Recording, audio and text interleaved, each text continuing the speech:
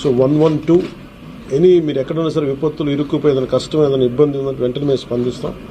దానికి మీరు control room number 112, ఇంకొక నెంబర్ 1070, ఇది కాకుండా 1800 4250 101. మళ్ళీ రిపీట్ చేస్తాను. కంట్రోల్ రూమ్ నెంబర్స్ 112, అదొక ఈ ఫోన్ కన్నా చేయండి, లేదంటే 1070కి ఫోన్ చేయండి. ఇది కాకుండా మూడో నెంబర్ 1800 425 0101.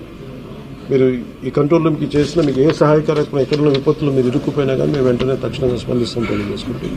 అలాగే దాదాపు 80 కోట్ల రూపాయలని జిల్లాలకి ఈ రిలీఫ్ అండ్ రీహాబిలిటేషన్కి విడుదల చేయడం జరిగింది.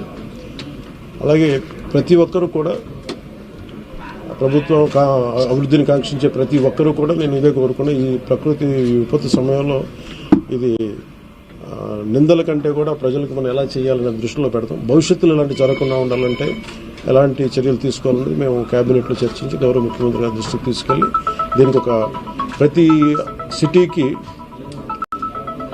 సిటీకి ఒక మాస్టర్ ప్లాన్ తయారు చేయాలి. ఫ్లడ్ మేనేజ్మెంట్కి ఒక మాస్టర్ ప్లాన్ ఉండాలి.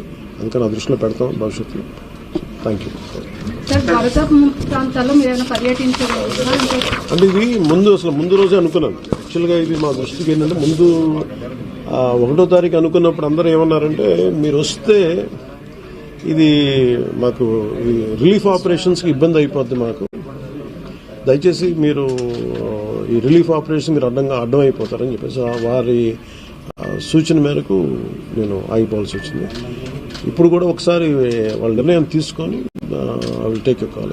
వెళ్తే అది సహాయపడాలి కానీ మళ్ళీ ఇంకొక కేయాటిక్ మీకు తెలుసు కదా, అందుకని దాన్ని దృష్టిలో పెట్టుకుని కొంచెం ఆలోచిస్తా తటపాయిస్తాను. అంత లేదు కొంచెం ఇబ్బంది లేదంటే ముందంటే మెయిన్ అధికారులు పాపం గత 72 గంటల నుంచి వాళ్ళు నలిగిపోతాను నిద్రాహారాలు లేకుండా. సో వాళ్ళని దృష్టిలో పెట్టుకుని మళ్ళీ నేను వెళ్ళి సహాయపడాలి కానీ మళ్ళీ అది అదనపు బరువు అయితే మళ్ళీ రెస్క్యూ ఆపరేషన్స్ ఇబ్బంది కలగకూడదని చెప్పి నేను దాన్ని దృష్టిలో పెట్టుకుని నేను స్వయంగా పర్యవేక్షిస్తాను.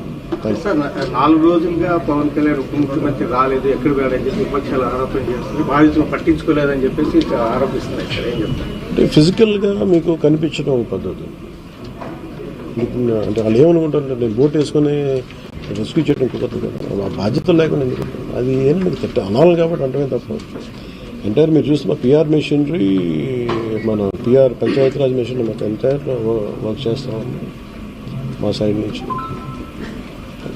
అంటే అట్లే కదా సార్, నేనేం చెప్పని కూడా రాలేదని చెప్పేసి వాళ్ళు ఆరోపణ చేస్తున్నారు కదా, అది నేను అట్లా అనుకోవట్లేదు. అంటే ఏమైపోతుంది ధైర్యం చెప్పడానికి వెళ్ళి ఒక్కసారి మీద పడ్డారనుకోండి, పరిస్థితులు ఎలా ఉన్నాయంటే నేను మొన్న పింఛడానికి దీనికి వెళ్ళాను. నేను వెళ్ళి సహాయ కార్యక్రమం అంటే నేను ఒక ప్రత్యేకమైన పరిస్థితిలో ఉన్నాను, అది మేము అర్థం